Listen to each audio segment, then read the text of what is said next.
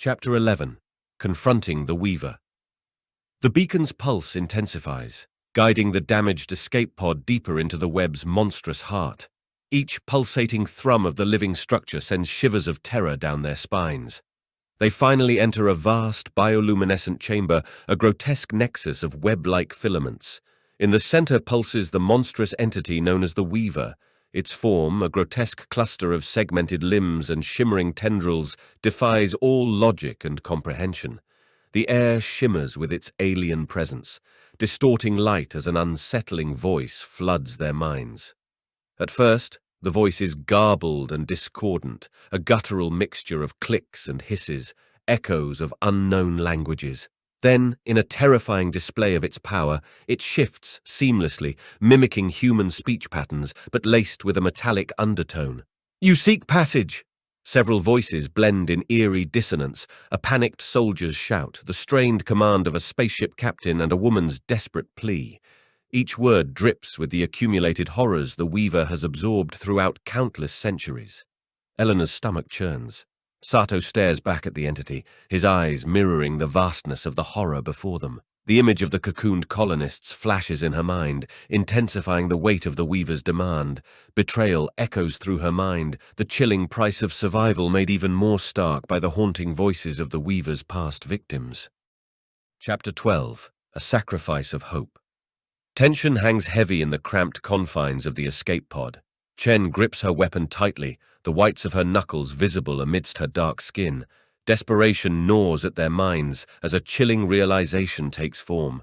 To survive, they must become like the Weaver, offering up their own. Sato, his life force fading with each rasping breath, breaks the silence. "Captain," he murmurs, "this is the only way. Protect the others." He unstraps himself from his seat and stands with a trembling dignity, a frail figure against the backdrop of the monstrous chamber. A flicker of rebellion stirs within one of the rescued colonists. Anna, fueled by rage and grief over the loss of her family, snatches up a welder's torch, her eyes ablaze. "No!" she screams, tears streaming down her face. I won't let them die in vain!" In a blur of movement, she charges towards the Weaver, the torch a defiant flicker in the dim bioluminescent light. The Weaver recoils in surprise, its otherworldly focus momentarily broken. Chapter 13. A Narrow Escape. Eleanor and Chen seize the unexpected opportunity. With a shared desperate glance, they trigger the salvaged explosives.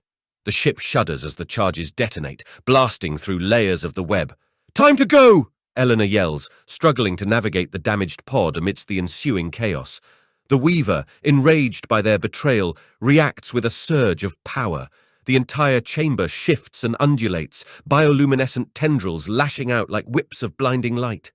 The escape pod weaves frantically, barely outpacing the enraged Weaver, and monstrous forms clawing free from the collapsing web.